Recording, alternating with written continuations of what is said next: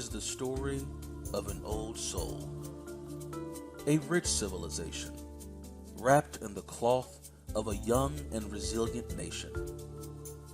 It is the story of an African gem in which harmony in its truest form comes to life. Social, religious, and cultural harmony. Everything about this incredibly unique place leaves you breathless long after your departure. Its history, its imposing natural beauty, its calm seacoast and rich soil, its energizing sunrises and soothing sunsets, and most notably, its generous, welcoming, and unpretentious population.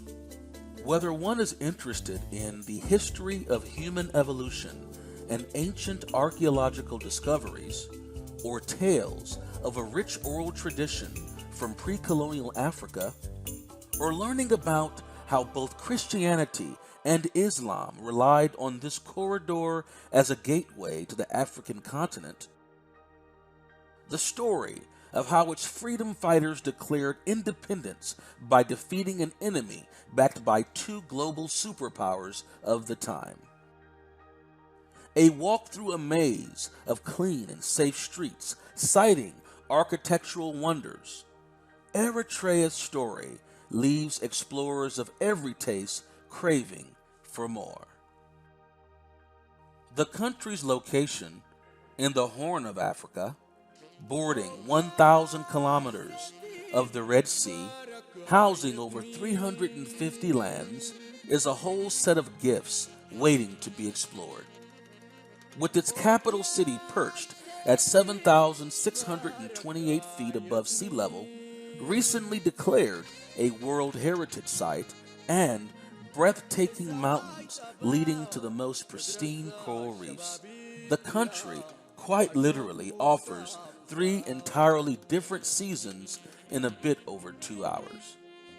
The country is divided into 6 regional zones, a policy that deliberately blurs ethnic lines so as to broaden one's loyalty away from narrow groupings, which is too often the cause for tension and conflict.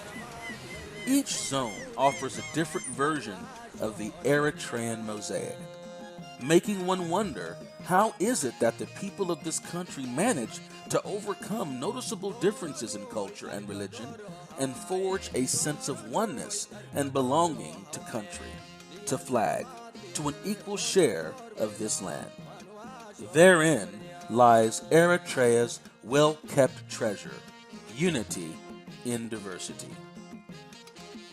What makes this country unique is its people, a colorful tapestry of 9 ethnic groups, each known for 3 sacred characteristics, an unshakable unity woven into their diversity, superhuman levels of resilience, and an incredibly proud sense of a can-do spirit. Eritrea is a place where values such as love for truth, respect for one another, camaraderie, and genuine care for country and country folk are firmly rooted in the fabric of the society and are a product of a shared struggle for freedom. All of this, tied together, if looked at from a bird's eye view, explains the sense of tranquility and safety when one roams the country streets. From the most remote villages to the busiest urban centers. The country's pre-struggle history spans from the time of the Lady of Buea, a 1,000,000-year-old fearless woman whose near-complete cranium was discovered just recently. This is the earliest finding. We call it the Hawa, or the Buea woman. It was found in Buea, around 200 kilometers. It was found in 1994 by Italian geologist. It's a full cranium, so in most findings, it's rare to find a full cranium on the paleontological eras. So this cranium belongs to the Homo erectus, on the human evolution process, as we see in this chart, from the Ramapithecines up to the Homo sapiens. So this is a skull which belongs to the progressive Homo erectus, which is from 1.4 up to 1.8 million. It dates back to 1.4 up to 1.8 million years ago. So this is also other archaeological or paleontological fossils and stone tools we found from the Buya site. So this is from the Mulhali Amu. It's a large collection of stone tools. So thousands of such stones were laying there. The ethnographic section it contains the ethnographic setting of the 6 ethnic groups out of the 9 ethnic groups found in this region or in the northern Red Sea region. The 4th section is the colonial history section. It's about the colonial history of Eritrea in this specifically in this region from 1557, when the Ottoman Turks conquered this region, up to the final conquerors of Eritrea or colonizers of Eritrea, which is the Ethiopian colony. So the final section is the historical section, or the military section. It's about the Eritrean armed struggle, which conducted from 1961 up to 1991. So our museum is a general museum. To the time of the forefathers and foremothers of the early 1900s, whose fierce resistance to colonialism first lit the fire for an independent Eritrea.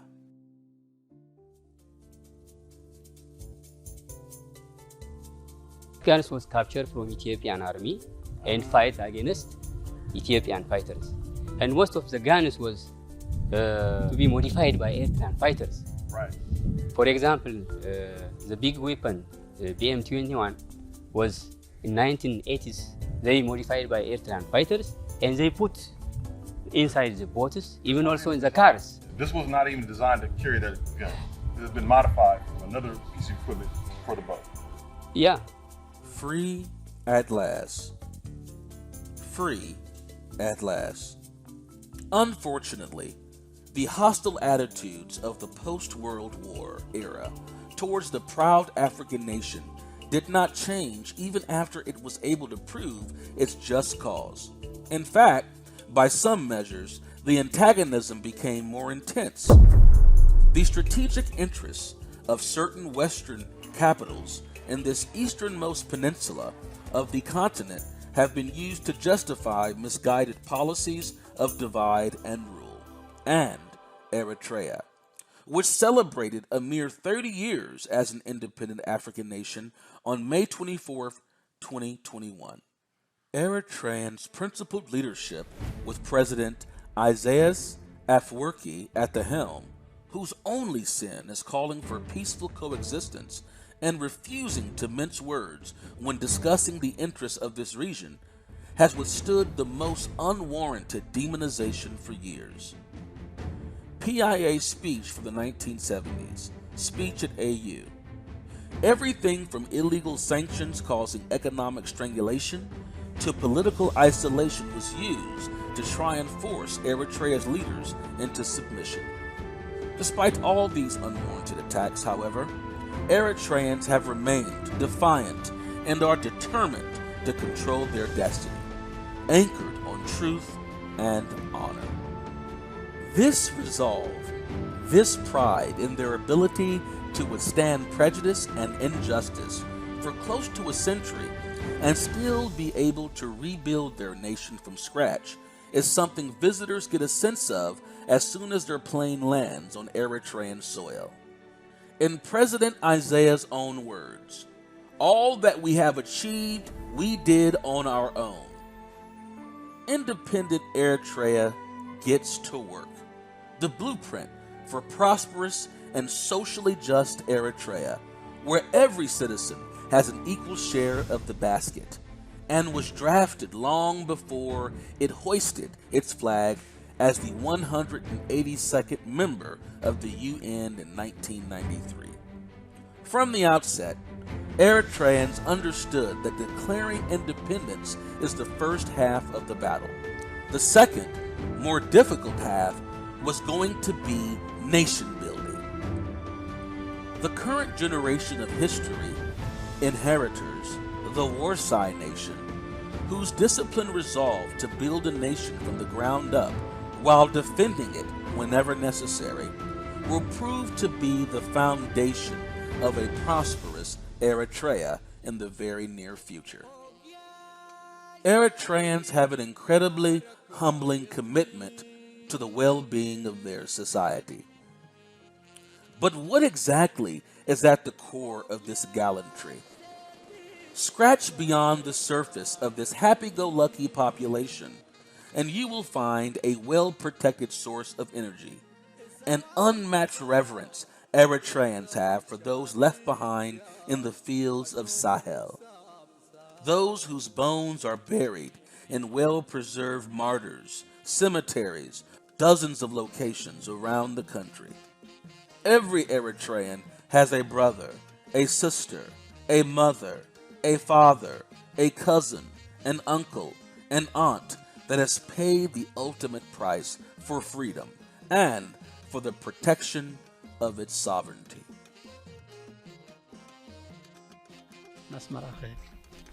ኣብዚ ዝተሳተፈ መልክዕ ሓደ ክንጠቅስ እንተደኣ ኮይና ካብ ዲዛይን ጀሚርካ እቲ ዝለዓለ ስራሓት ናይ ኢንጂነሪንግ ሱፐርቪዥን ማሽነሪ ክባንያ ህንፃ ሰገን ክጅምሮ እንከሎ መልክዕ ኣሃዱ ወይ ናይ ጉልበትካ ክፍለ ሰራዊት 22 ክፍለ ሰራዊት 53 59 ናይ ዝተፈላለዩ ሚኒስትሪታት ከዓ መልክዕ ማውጣት ተሳቲፈን ዳርጋ ዋንሰርድ ናይ ህዝቢ ኤርትራ ሓደ ሲሶ ናይ ህዝቢ ኤርትራስ ኣብዚ እምኒ ተሰኪመ የተበልናስ መገናና ይኮነ አካላት መንግስቲ ሰራዊት ህዝቢ ሰለስቲዩ ኢድንጓንተን ኮይነኻ ነዚ ክውን ኸውን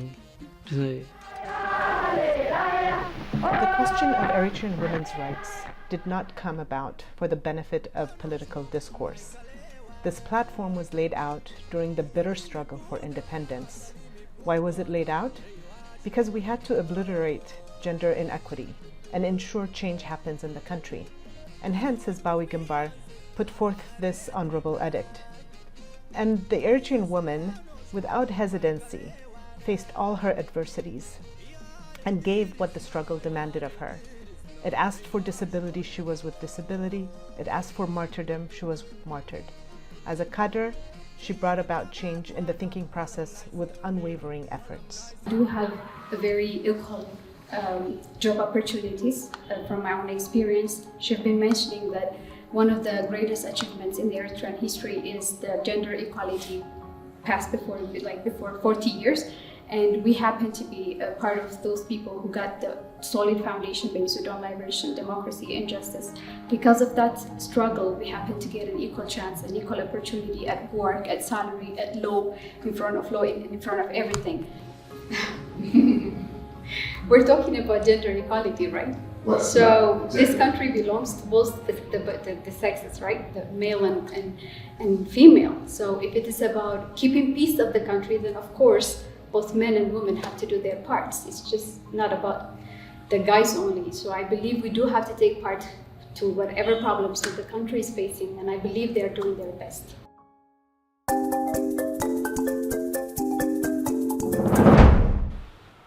I think we have about 6 departments. Okay, which different departments do you have? We have the science-based departments.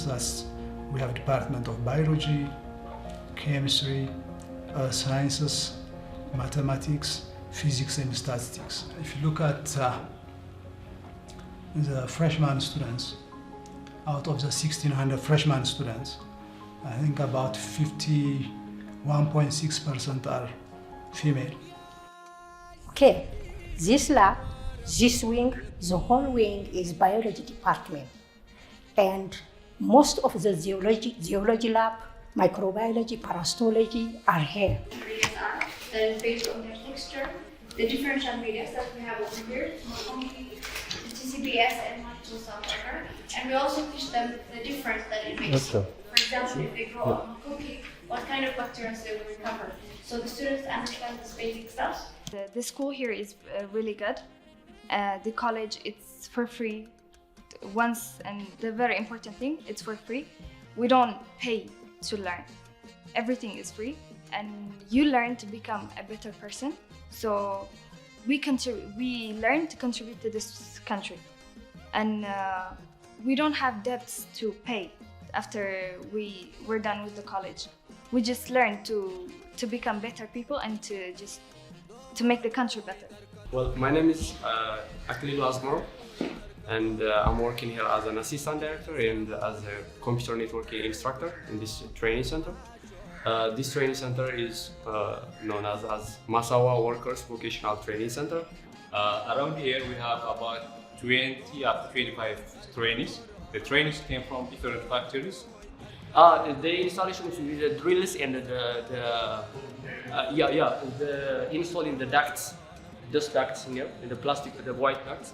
They have to install it with a drill and all. So it has to be physical. Of course, and to mention some of the topics we try to cover there are repair of power supplies of different electronics equipments and solar installation plus mobile repairment and CRT TVs plus flat screen TVs. We try to cover these courses, and this class can hold about 20 up to 25 students we receive at each course. My name is Samuel Swagabu, and I'm a lecturer in the Department of Refrigeration and Air Conditioning. Also heating and ventilation. So in this department we give training on both on theoretical and practical for the refrigeration. That starts from domestic refrigeration, industrial refrigeration and commercial refrigeration. My name is Dr. Amani Mehtaab. I am the zonal or the regional medical director. So generally, this hospital is broadly categorized into two broad categories: the inpatient department as well as the outpatient department.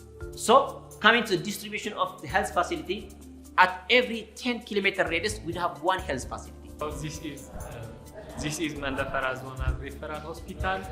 We have the outpatient and inpatient services. My name is Danai Senai. I'm a pharmacist and I have been working here for 2 years. This is the warehouse where we distribute the pharmaceuticals as well as medical services to the ward part as well as to the pharmacy units. We have X-rays, different X-rays, which are this one is a digital X-ray which is installed and functioning currently, and we have also another currently procured machines which are not yet installed. I'm Dr. Arya Ibrahim, a dentist in Halibat Hospital. I study in Orota School of Medicine and Dental Medicine. I graduate on dentistry, class of 2015. Are the services free? Yeah, all the services are free. Yeah, it's for governmental. Yeah, services are free.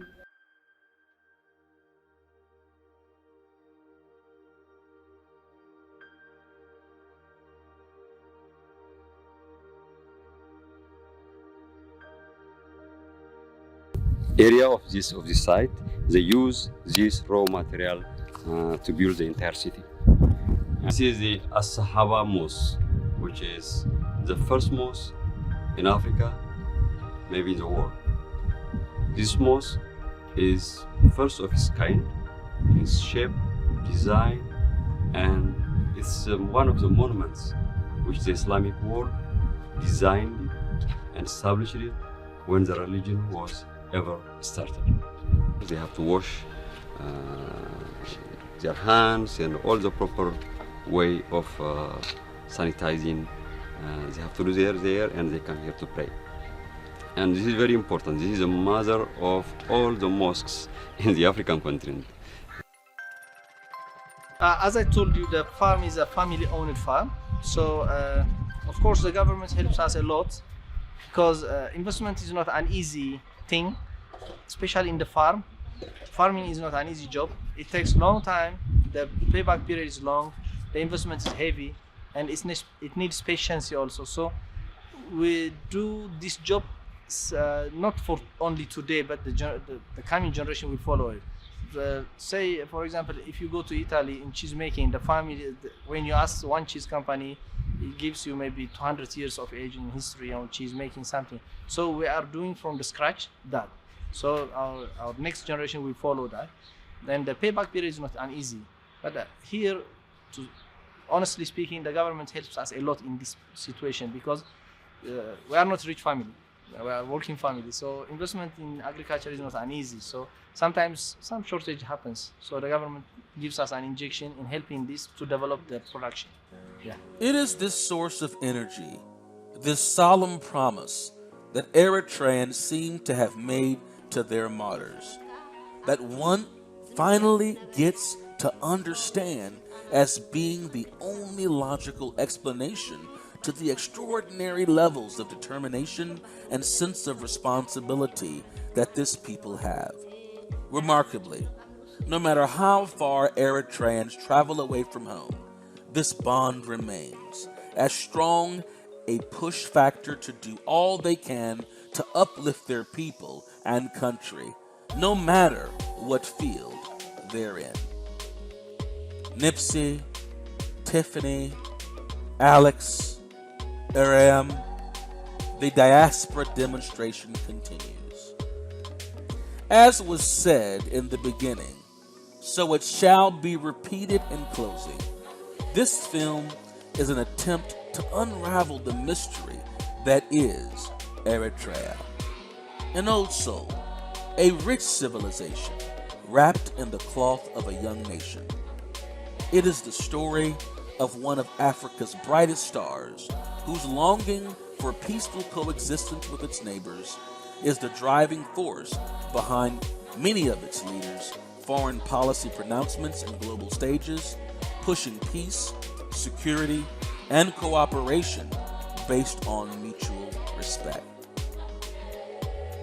Eritrea's history, its people's boundless generosity, its natural beauty, its sunsets and sunrises leave you breathless long after your plane takes off.